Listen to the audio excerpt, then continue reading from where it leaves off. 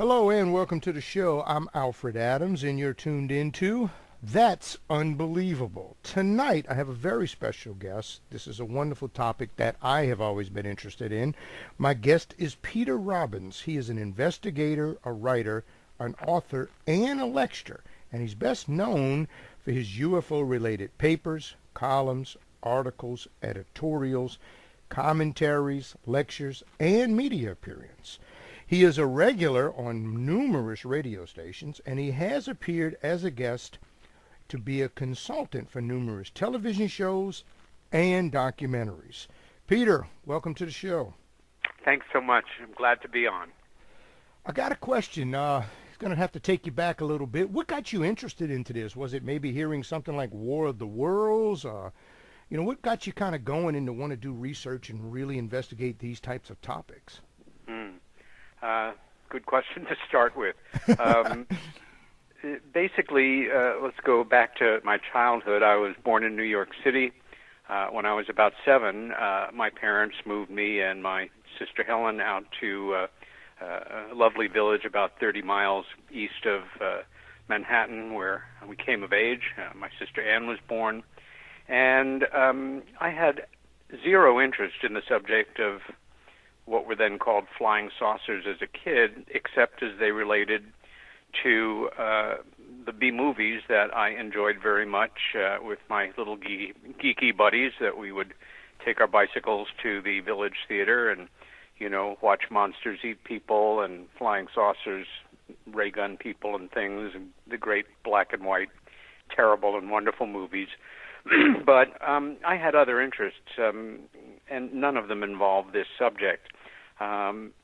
Everything changed on a late morning when I was 14 and my sister was 12, and we were goofing around on the front lawn as kids do.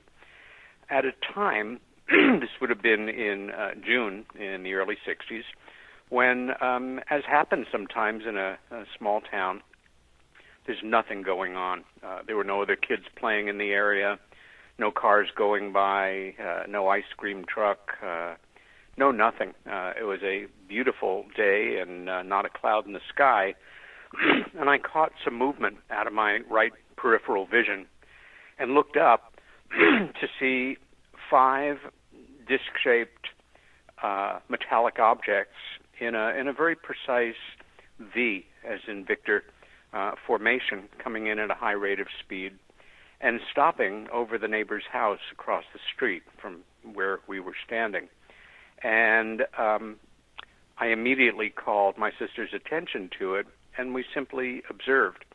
They were not shiny like stainless steel, more like brushed aluminum, to just try to give you a better idea, and close enough that we could both observe regular detailing around the edge of each, which was not metallic. But the closest way I can describe it is if you're close enough to a commercial aircraft passing overhead, how windows would look on an aircraft, except that these were elliptical shaped, like dinner plates, held at an angle.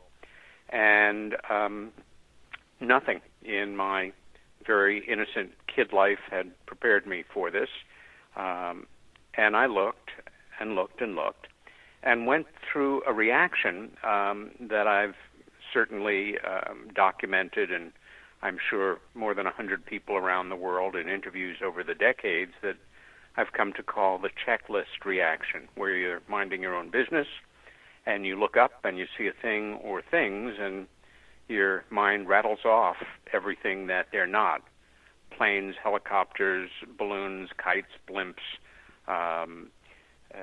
reflections from the ground, strange-shaped clouds, etc., etc. And then I kind of hit the wall inside myself in a way and experienced a prolonged moment of really deep loneliness and disconnection.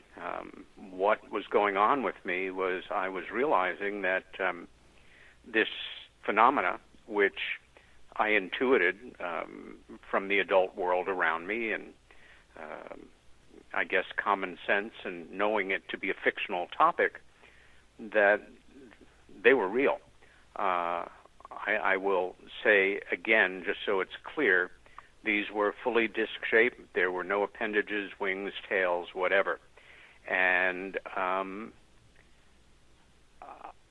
it went on for quite a few minutes, which is forever in a situation like that. And at a certain point, my anxiety was so peaked that I had had it, which may not make sense to a lot of folks because you're thinking this is the most amazing thing you've ever seen in your life. How can you possibly look away?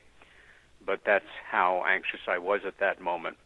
To compress the story a little, I went to run into the house and to tell our mom, who was making lunch for us at the time, and either passed out, which I had never done before, or somehow was knocked out and awoke on the front lawn at some point thereafter. Helen was not there. I went into the house, walked up the stairs. She was in her bedroom looking out the back window. Private moment. Thought I'd leave her alone. Went into the kitchen, reported what we had seen to my mother, whose reaction, in retrospect, I think was most appropriate. And I say that in part based on having interviewed many people who, as children, made a similar statement to their parents and had a well-meaning parent say, "Oh, honey, it just looked like that," or "You misunderstood," or "Of course they're not real, so you're imagining things," or people who, as older parents, reflecting back on, I told my kid that, but it was out of my own anxiety. It troubled me that much that I had to tell him something. And my mom just looked at me very seriously, and I remember thinking, this is the way grown-ups look at each other. Later that afternoon, my sister asked me if I wanted to talk about it, which I did not, and took out 2 books from the library, our village library that day, grabbed them off the shelf because they said flying saucers, got them home, closed my door. I was looking for something to explain it away, and neither of these books did, to put it mildly. It was from Mars or Venus or space people from, wherever. Returned them the next day, and then realizing that I would be made fun of if I talked about this, I worked at it somehow, and as people do, more commonly in moments of more conventional kind of upset, I somehow put it out of my mind. And so completely that the memory really disappeared for more than 14 years.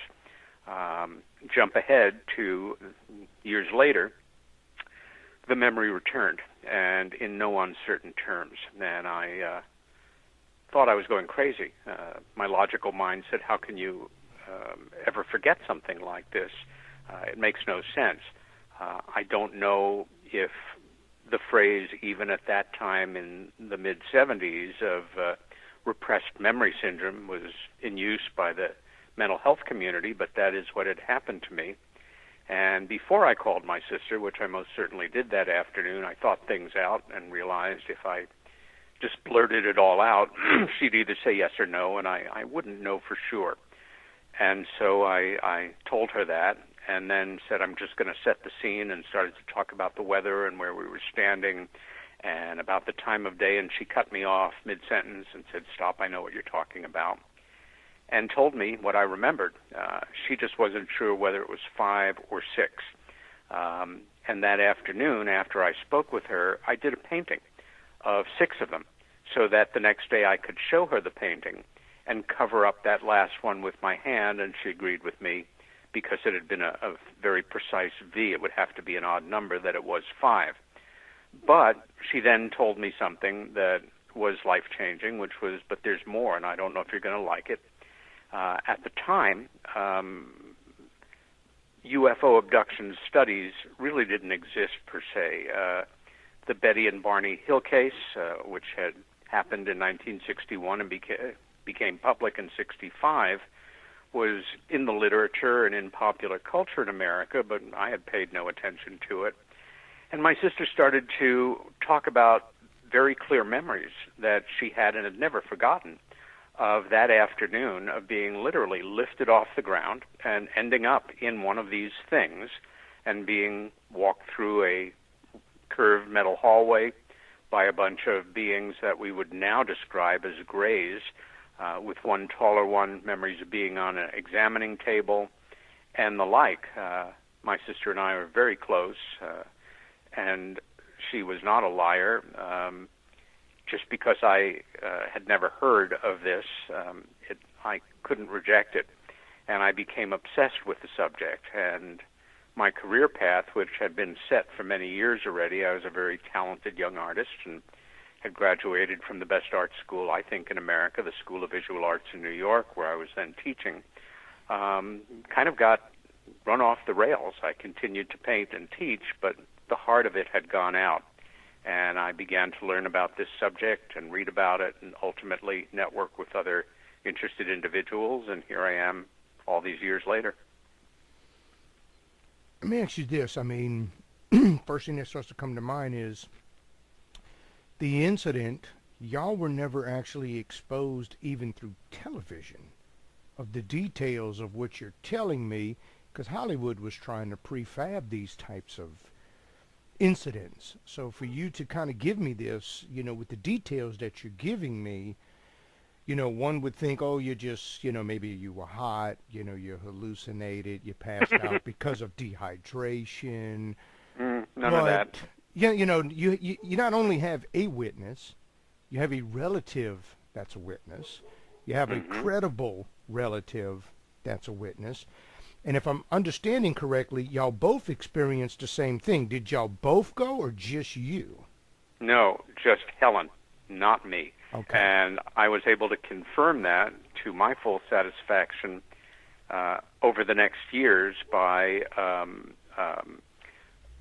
undergoing, at my request, regressive hypnosis to take me back to that late morning with 3 different people trained in hypnotic regression.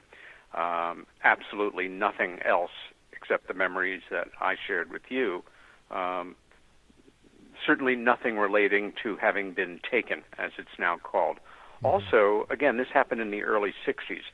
We had a television, but this was not the subject of, programs like we have now, where you can, turn on the History Channel and see Ancient Aliens or any number of, UFO-related documentaries and shows that are so prevalent in today's culture. Once you found out, like after she told you, what did you think? I mean, what went through your mind? Yeah, my first thought, which I said, was, how come we never talked about this all these years when you've never forgotten it?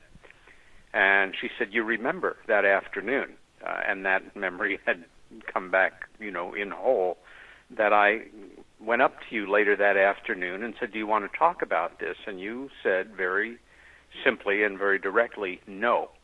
You're my brother, I love you, I respect you, and 1 week led to the next month, led to the next year, and we never talked about it, but I never forgot it. I said, how have you lived with this? What has been your thoughts? She said, well, when I reflect back on it, which I do regularly, it always made me feel kind of special.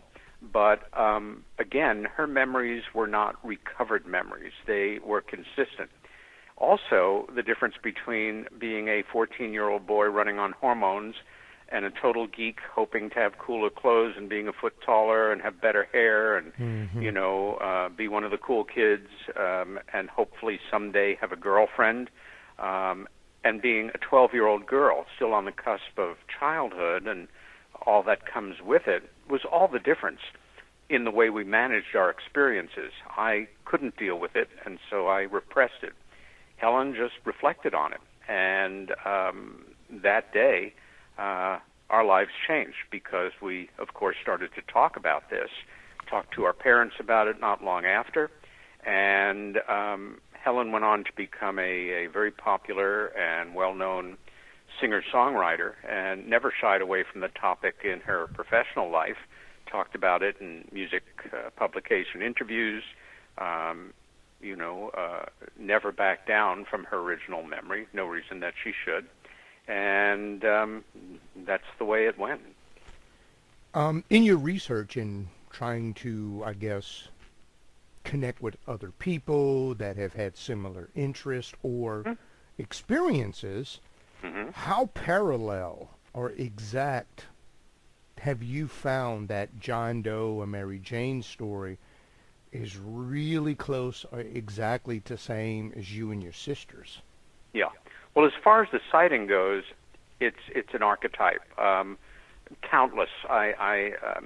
Not a week passes where somebody doesn't contact me via email or social media, or speaking quietly after giving a talk or something, in confidence, and describe a sighting. As far as Helen's memories, they included that these beings spoke to her in her head, that it was telepathic.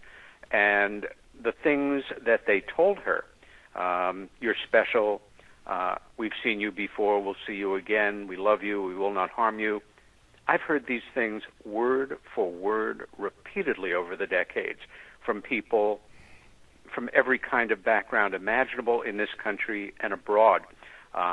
It is a pattern, and one that is part of this most disturbing, fascinating, and I think extremely important aspect of UFO studies. Here's an odd question. With her memory of what she saw and your skills of being able to draw and paint, did she ever tell you in detail what she saw, and then you kind of draw it or paint it and say, did it look like this, or that has never happened? Oh, well, Helen was a very accomplished artist on her own, Okay. and did a number of very carefully rendered drawings during the period of time that she worked with Bud Hopkins, who I assisted in his work for many years. For your listeners that may not be familiar with Bud's name, and that's Bud with two D's, Bud Hopkins went on to become the best-known and most respected pioneer researcher in the area of UFO-related abduction studies, and published a number of very popular and highly regarded books on the subject. But when we met about a year after this memory returned, he was a New York painter, like I was, with an interest in this subject, who had just published his very first article on his very first case, which I read in a New York City newspaper, was very impressed by, contacted him, and our friendship began. But it was still another 5 years before he published his first book. In 1977, I think, or late 76, we both gave our very first talks together in the auditorium of the School of Visual Arts where I taught, and where they were always looking for, interesting speakers, so to say. So our careers kind of began in tandem with each other. Here's an odd question. Do you think, know, or even have a guess that whatever happened that day, you and her may have been singled out because, the alien grays, or whatever we want to actually give them a term, had the ability to see the future, because you've definitely blew a hole in the stereotype of, I grew up on a farm in Iowa, me and my cousin were kissing cousins, she had 2 teeth, I had 1, that television stuff that people have. I mean, you got an intelligent level that when people listen to you, it's like they have to believe you because it's not campfire stories. So Yeah, do you well, think they don't. that might have happened, that they singled y'all out knowing the potential future, or not necessarily? Well, one of the patterns that's emerged in the scientific study of this phenomena, which has been carried out by a number of distinguished individuals over the decades now, is one of the patterns is that they are interested in an individual, and that if there is an individual with them, a husband, a wife, a sibling, boyfriend, girlfriend, friend, whatever, that the other party is rendered unconscious and you are taken. Their interest was in my sister and not me. As far as their ability to look into the future, I tend to think of that as kind of science fiction-y. It's purely speculative. Some people may feel yes, some people may feel no. There's no empirical way to establish it, but there is no question in my mind that Helen's account was authentic, and for me, that was only reinforced having the privilege of working side by side with the leading researcher in the field on and off for several decades, and in that process, being up close and personal with several hundred people, and I stress several hundred, many of whom I met personally, and many of whom I was the witness at their and Bud's request during hypnotic regressions. I also, all of which were audio recorded, and all those tapes, which part of my job was logging into a ledger. This is all pre-digital, pre-internet, home computers to a degree. So it's a pattern, and it's real. If it's something that is new to you, or that you don't study, or that makes you anxious, and you find yourself either being very skeptical of without any information, I understand that. And for people who feel that people like my sister or myself, or the countless numbers of individuals who I feel not only have credible accounts, but in many cases those accounts are backed up by the kinds and varieties of evidence that could convict somebody of a felony in a court of law. Multiple witnesses, physiological changes to natural material in the area where they were taken, implants, these metallic or silicone-based small objects that are found in the bodies or removed or picked up in CAT scans or the like of people that have had these experiences. Also, the credibility of so many of these people, for me, is extraordinary. One really has to be hard-pressed to say, Joe Blow or this person made this up or wants to feel special. It's not a way that most people would want to feel special. You open yourself up to the potential of tremendous ridicule, and it's a no-win situation, except that it happens. Mm-hmm. It's funny you should say that people have had objects removed from them. I've heard this myself. Have you had a chance to interview anyone that has had that? If so, what were the results of what was removed? Is it something that is a known substance to us, or is it still unclassified?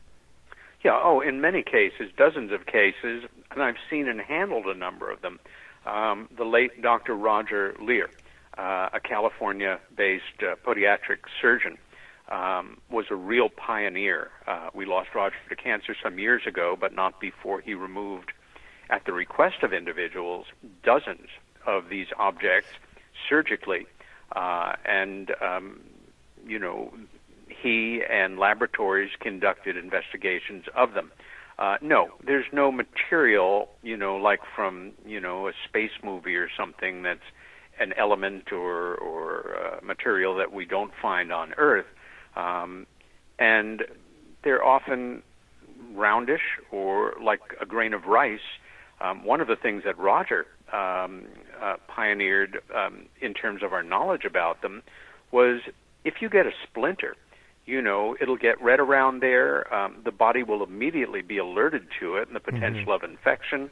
How is it that none of these devices and the implanting of them shows no signs of a surgery where they went in, which is another anomaly to this. I've even, when I worked with Bud, we had a case where one was located and it was perfectly round, probably not larger than the size of a BB, in like an inch down in somebody's brain, completely unnatural metallic object that there's no logical way it could have gotten there. My point is that Roger established that these things were coated with a micro-thin skin that essentially established them as stealth objects in the body that, the white blood cells did not recognize as an invader. which answers that question and adds to the mystery and kind of awe of the procedures and the technology that would have to be involved. Well, what shocked me is when you said it was by the brain. That means it went through the first layer of skin, it got under the skull, and there's no showing of an entry wound for that. That's exactly what I'm saying. That's definitely sci-fi. Yeah. Well, Yeah. We have a whole series of individuals who it was picked up in, say, an X-ray. That they had a chronic sinus condition, and in the case of my sister, who had asthma and suffered from all the regular seasonal allergies of pollen, as a kid had a sneezing fit and sneezed out something that looked to her, again, about the size of a BB, but had some kind of calcification around it, sneezed it into a tissue. I'm sure the first question to follow will be, well, did she keep it and what was the result? No, her reaction as a kid, 11, 10 years old, whatever, was ick. Whatever this is, it's staying in the Kleenex, and the Kleenex gets tossed. But when she sneezed it out, and this became part of my childhood memories, not to mention those of my sister and parents, it was in the middle of the night. And for the only time in my life growing up as a kid, I remember waking up, in the middle of the night, the hallway light was on, and, rubbing your eyes, walking out to find out what's going on. And my folks were sitting with Helen in her bedroom. She looked kind of pale, and she looked at me, and I looked at her. My eye was immediately drawn to her pillowcase, part of which was bright red. When she sneezed it out, obviously, she got a bloody nose after. And I think it was my mom's cousin or second cousin was an ear, nose, and throat guy further out on Long Island. And I don't remember whether it was her or my dad woke him up with a phone call and drove Helen out there early that morning. The other parent stayed with me and my still sleeping younger sister. And when Helen came back, I remember asking her, and she remembered telling me, the doctor asked me if I stuck a pencil up my nose. I said, no. He said, well, you had to. And I said, no, I didn't. And they had a little fight, and it was way the hell up in the nasal cavity. Mm-hmm. But this is not uncommon for a location, although there are other locations involved. Did this incident happen before or after the incident when she got taken up? A few years before, a year or 2 years before. Okay. Yep. Have you had a chance to try to connect a few dots to find out why they have such a level of interest in us? Or is that still open for debate? It's completely open for debate for whatever reasons. And, take your pick. They are interested in certain people. And what we observe is that it tends to run in families. And I've spoken personally with 3 generations a number of times, a grandmother, a mother, and and a child, an adolescent or whatever, who have, kept this family secret, but at a certain point, usually when it involved the youngest member of the family, reached out to Bud. And, of course, all this was kept in confidence, as it should be. Also, we had, over the years, a surprising number of connected individuals in the medical and mental health community contact us to say, I have this patient. And this is what they've reported to me. And frankly, I know them well enough to take them seriously, but I'm lost as far as this goes, or very disturbed. Or the reason I got into the healing arts and became a psychologist or a psychiatric social worker or a physician was because this happened to me. And if I ever went public with that, I'd lose my license to practice. Mm-hmm. Do you think there's a potential bloodline they're interested in at that point, or that's still open for debate? I think that's a part of it, yes. Okay.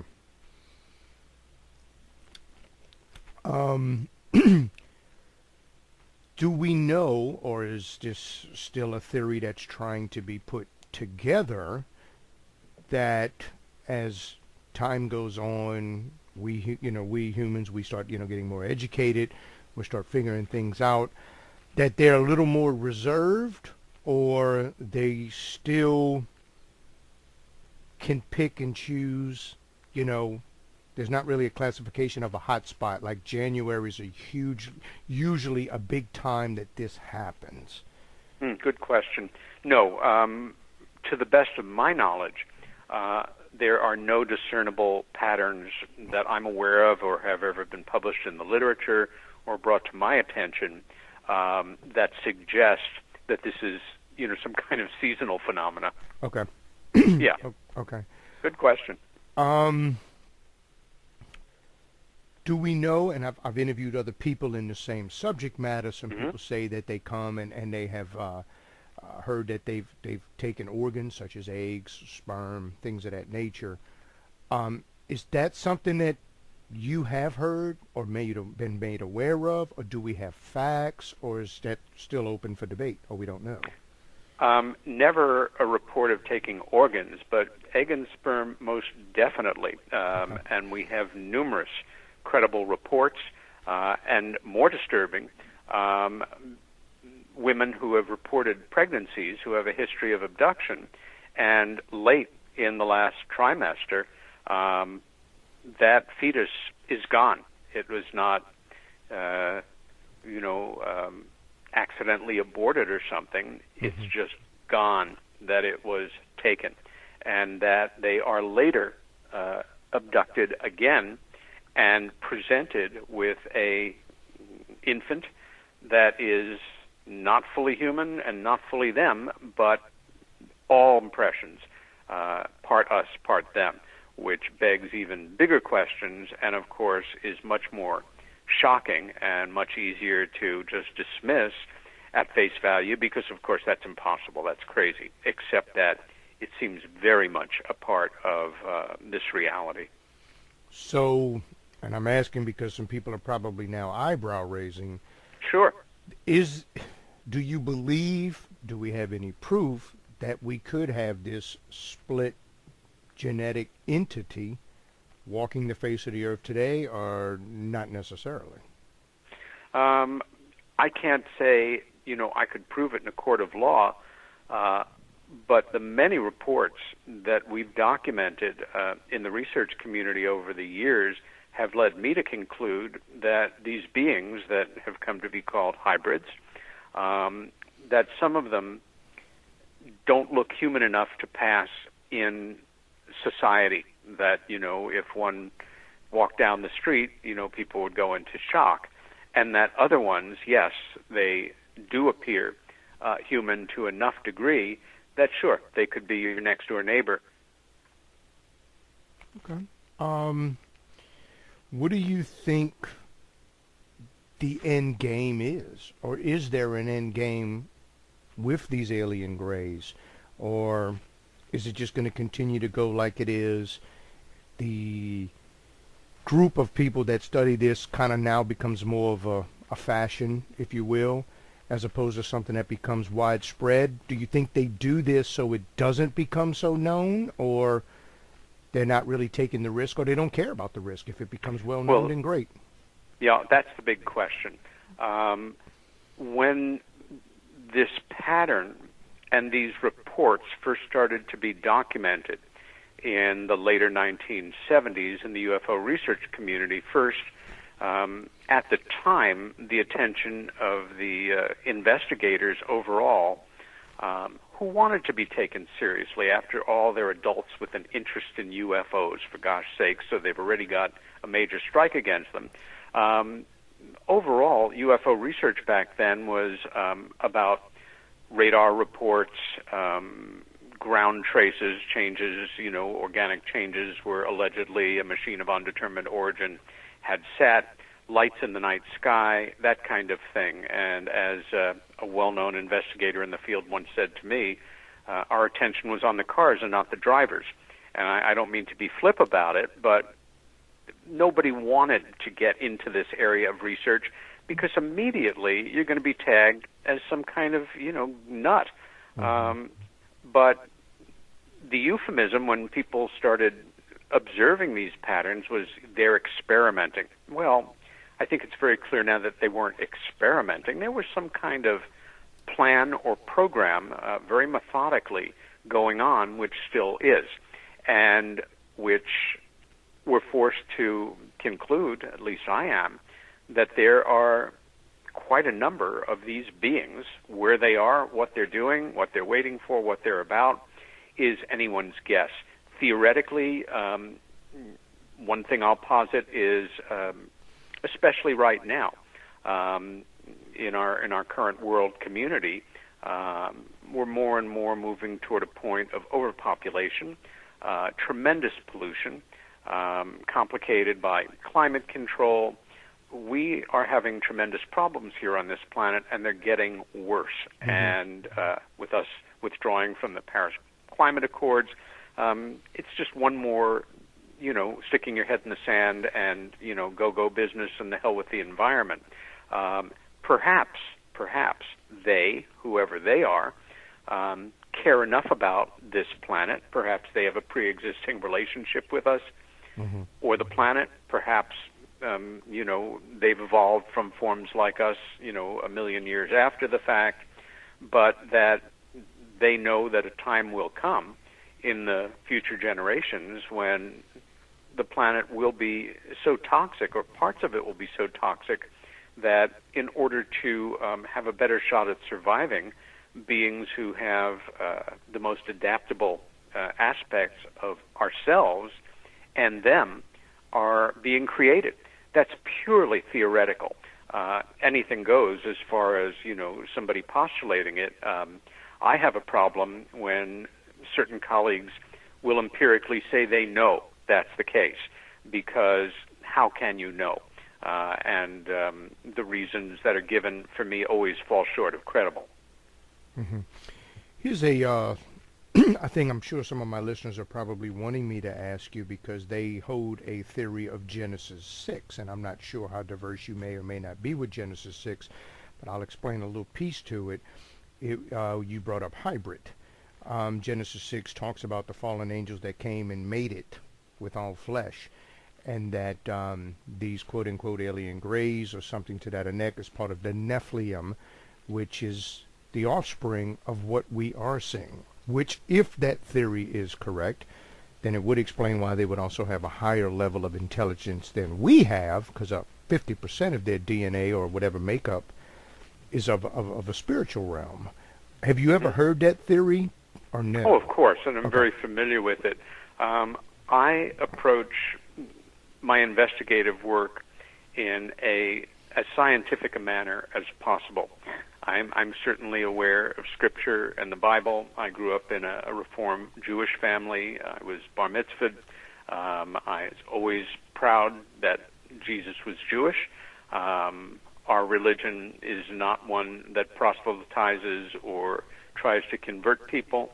But for me, to go off briefly on a tangent, I grew up understanding, unlike many of my fellow human beings, that the Bible is not just the written word of real events that actually happened, recorded by people of the time, that it's also, with all due respect to anyone who may feel otherwise, that it includes morality tales, recreates earlier myths from earlier cultures like the flood, or repeats earlier realities that happened on Earth in, ancient times like the flood, but are not original to the Bible. For me, if you look at the UFO phenomena as a point of belief and faith, it's really no different than organized religion per se. We are in a time right now where science is often backburnered to belief. I don't think that's really healthy, and I respect anybody's right to believe, whatever they want and follow any religious tradition they want, as long as it doesn't impinge on the rights or the traditions and the beliefs of others, which is very difficult going in this world today. So I guess that's a question that's always going to remain open based on what an individual believes or is free of believing and just follows the trail in as pragmatic manner as they can. Mm-hmm. It is a lot of talks and Google searches of UFOs in the Bible. One of them being Ezekiel. One of them being Ezekiel, the wheel. My favorite. Wheel. Yep. Do you have a theory on that or not yet? Well, not a theory, but certainly an opinion. Years ago, in rereading my copy of the Bible, I came back to Ezekiel, which is always a story that stuck with me, of an individual minding their own business, and lo, out of the heavens came a wheel within a wheel of the appearance of burnished beryllium, and came down, and the angel, quote unquote, interfaced with Ezekiel, and a relationship started to happen. That always stood out for me in my years of investigation as possibly a understandable misinterpretation of a genuine visitation by truly anomalous beings from parts unknown in an advanced machine. And bear in mind that the first language that we know existed that predated the other languages is ancient Sumerian. And there are several hundred credible ancient Sumerian scholars out there at any given time. And one of the words that always fascinated me as origin of language, and as a writer I'm fascinated by language, the word angel. The first appearance of that word was in Sumerian, and it had no theological meaning. It translates essentially as a go-between, a word that could be used in government or politics or diplomacy, as well as religion.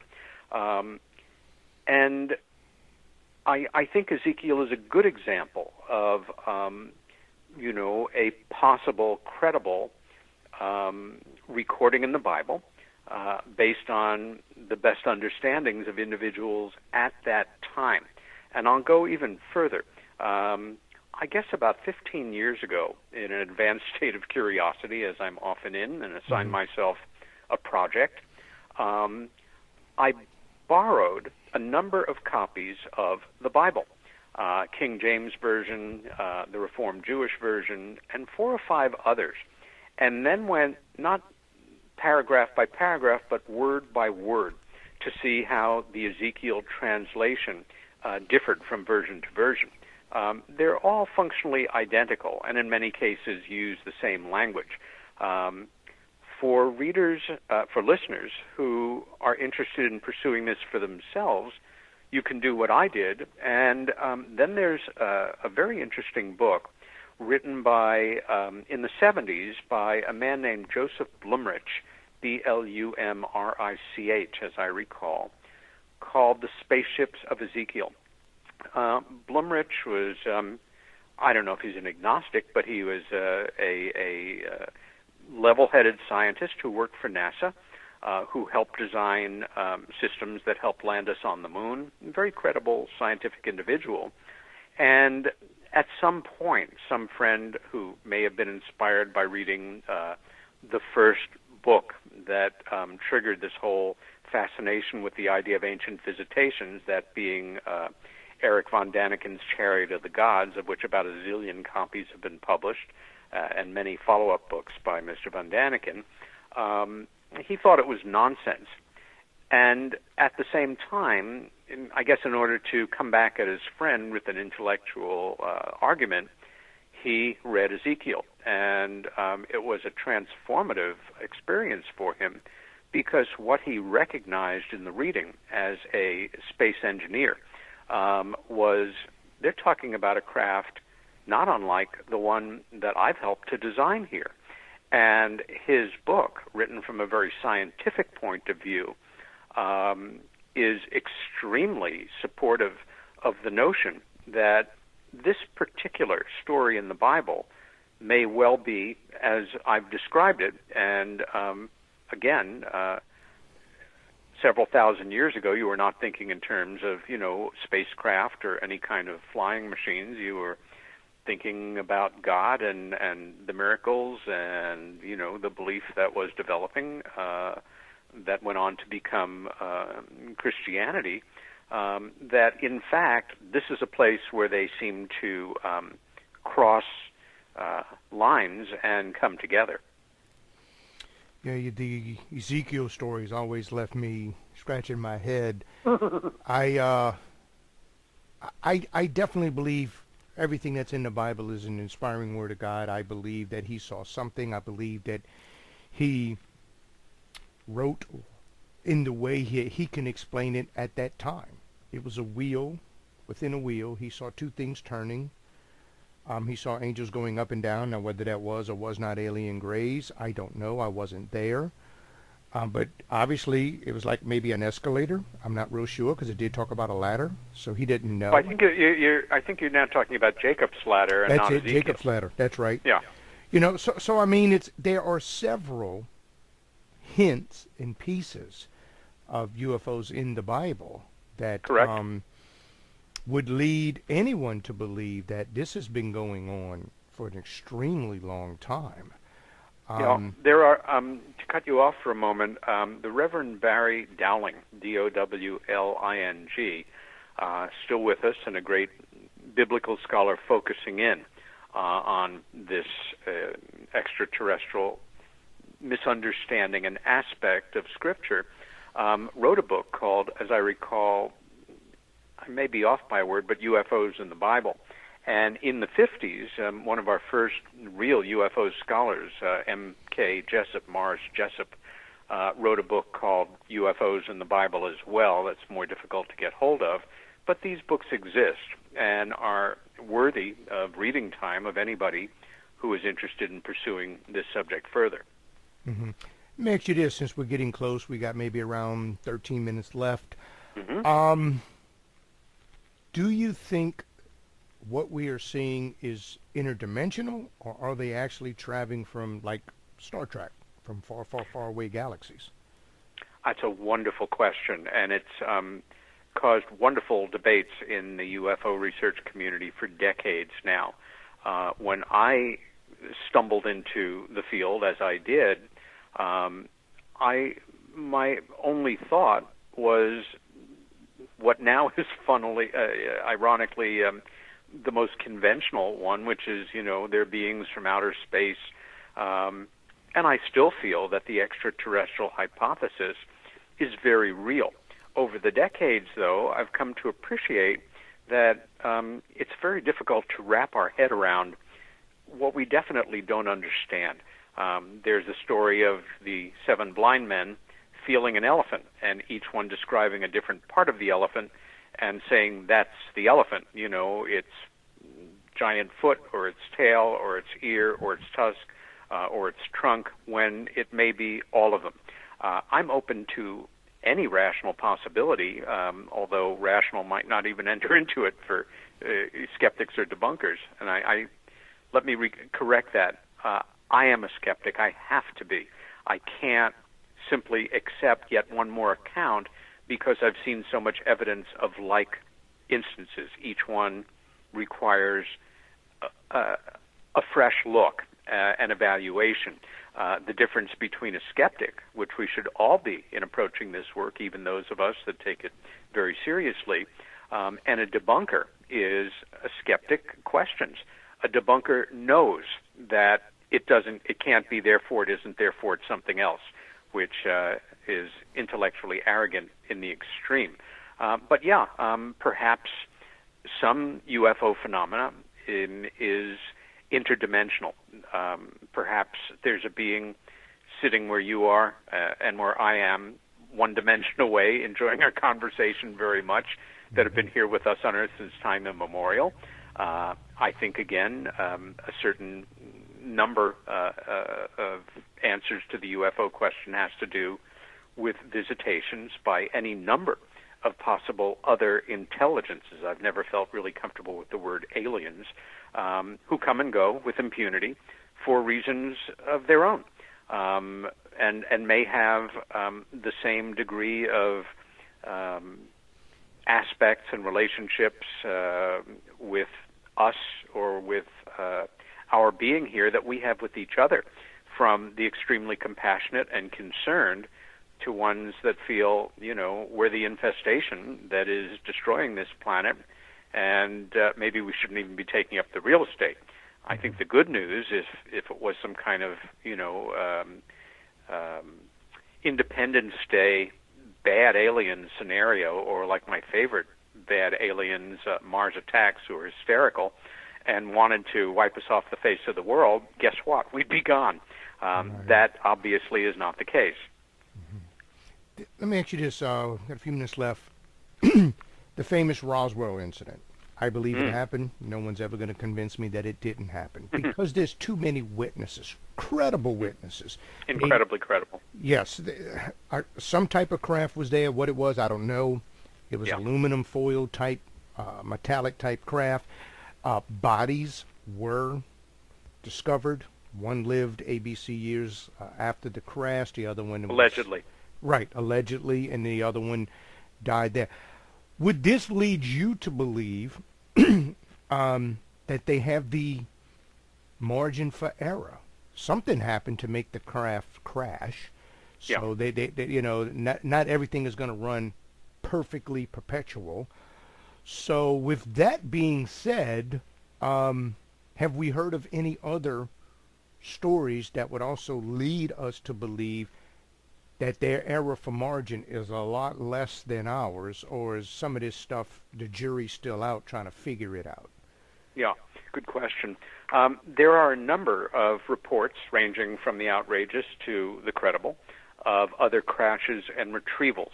The Roswell crash happened in the very end of June of 1947, near as we can account, several dozen miles outside of what was then the small town of Roswell, New Mexico. Two factors enter into what may have brought that machine down.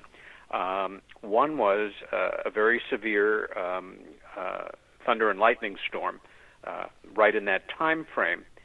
The other is that in the summer of 1947, less than 2 years, 2 years after the end of World War II, there was one nuclear strike force in the entire world. That was the Army Air Corps' 509th Bomb Wing, which was, its home was at the Roswell Army Airfield at the edge of the town, right there. Their interest in this may certainly have drawn them to the area, and it's not out of the question, no matter how advanced the technology, that a severe weather event may have contributed to the crash.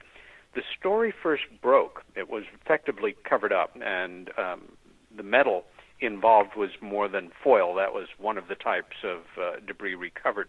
But it broke in 1980 with a key and now senior, highly regarded UFO investigator, Stanton T. Friedman, now in his early 80s and retiring, but a retired nuclear physicist and universally respected in his work. He was able to locate a man named Jesse Marcel. Marcel had been a major in the war, Army Air Corps, and was the base intelligence officer and one of the first two officers, American service personnel, out to the debris field where they were taken by the ranch foreman, Mac Brazel, who discovered the debris. He recovered a certain amount of the debris and stuck by that account for the rest of his life, although the day after the story broke, he was ordered to pose for a series of what were the most humiliating photographs I'm sure ever taken in his life, with the remains of a mogul weather balloon in place of the actual debris that he had been photographed with the day before. His son, Jesse Marcel Jr., followed in his footsteps, became an Air Force officer, a flight surgeon who finished his service some years ago in Iraq on the ground. I'm proud to say he was a dear friend of mine, and he never backed down from his story of being woken up at night, I think as an 11-year-old, by his dad and told to come down to the kitchen where there was a cardboard box filled with this debris. I worked, I'm proud to say, as a consultant for the city of Roswell, New Mexico for several years. And part of my job was to interface with for the city in all matters related to UFOs, which mostly was governed by the yearly conference and the big festival, with the office of then Governor Richardson, a very decent guy who was a presidential candidate and who was belittled by the press tremendously after they get tired of making fun of Dennis Kucinich for his having a sighting. And he ultimately backed down because this can destroy the career of a prominent person. But I take it seriously, and why it came down is theoretical, but wherever, I think it's fair to say, even if you're, way into the future in terms of your technology, if it's got moving parts, things can break down, things can wear out, what's-this can be blown, and then you've got a problem. Yeah, the only problem we have tonight is we're out of time. Peter, it's been a pleasure. You brought up another thing. We've got to get you back on and probably do an hour on quote-unquote cover-ups. I'm sure a lot of people would love to hear your opinion on why the government covers this up. Why won't they just tell us the truth? Yes. How does someone get a hold to you? You can give out email addresses, websites, literature, things that people want to pick up. Go ahead and let our listeners know. Sure. At first, I'd be glad to come back as a return guest. I really appreciated the quality of your questions, and that unlike a number of radio hosts, very well-meaning and respectful ones, you asked me hard questions and good questions, and for me, those are the only questions that really interest me. So, yes, we'll figure out a return date. People can contact me via my Facebook page. I have a website, which is Peter Robbins, NY, as in New York, my home state, peterrobbinsny.com. It's not set up to take messages at this point and is woefully in need of updating, but you can visit it. And otherwise, they can forward questions to you, and you can email them to me. And I do my best to get back to everybody, although every once in a while I just get so snowed under it's not possible, and I say that with apologies. Understand, and if you do want to send your questions to me, you can send that to me at producer@WBUZ95.com. You've been listening to Peter Robbins tonight and his fascinating story. Some people will call it unbelievable, and that happens to also be the name of the show. You've been listening to Unbelievable with Alfred Adams, and my guest tonight was Peter Robbins. I would like to thank everyone for tuning in. Take care, and we'll see you next week.